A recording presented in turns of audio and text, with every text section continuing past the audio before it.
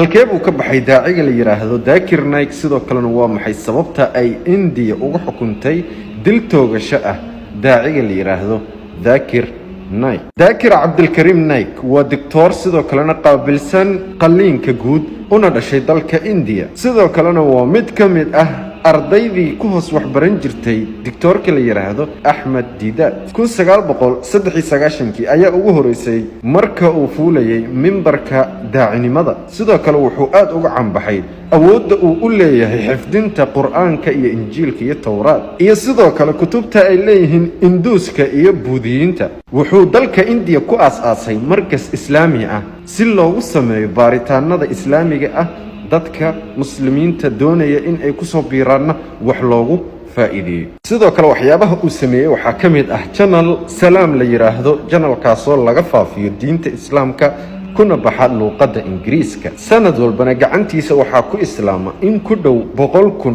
dadkaas oo kala jooga wadamada Afrika iyo sidoo kale wadamada Asia tirada dadka uu sanad walba soo islaaminaya ayaa waxay noqotay tiro aad u badan sidoo kalena ay ka walwalaan wadamo badan oo kala duwan ilaa ay gaarto heer dalka Britain ay ka mamnuucaan wadankaasi in uu galo Indiana sidoo kale waxay ku xukuntay dil toogasho ah asagoo wadanka ka maqan waxay kale ku tilmaameen in uu yahay qof irhaabi ah taageerana dadka irhaabiyiinta sidoo kale dawladda India waxay warqad codsi ay u dirsadeen Interpolka in loo soo qabto ninkan loona soo gacan geliyo Interpolkii waxay diiday in ay soo qabtaan ninkan maadaama aysan keenin meesha cadeyn ninkan cadeynaysa waxaan ay ku eedeeyeen in uu yahay qarax aad u weyn ayaa wuxuu ka dhacay caasimadda Bangladesh sanadka marka uu ahaa 2016 booliiska wadankaas marka ay baaritaan sameeyeen kadib waxay ku dhawaaqeen in mid ka mid ah dadka falkaas geystay uu daawado channelka uu leeyahay Zakir Naik kadibna waxay soo saareen go'aan ah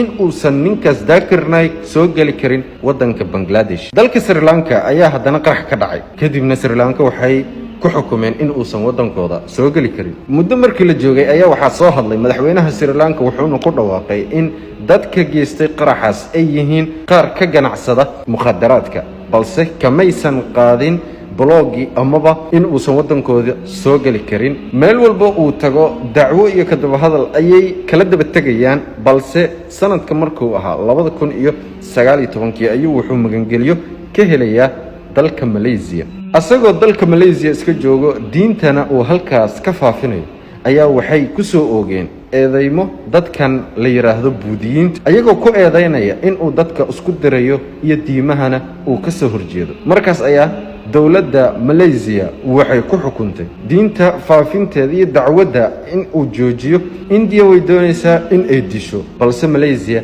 way diiday in ay dhiibto sidoo kalena magangelyadiisii halkaas ayuu ka haystaa ilaa iyo hadda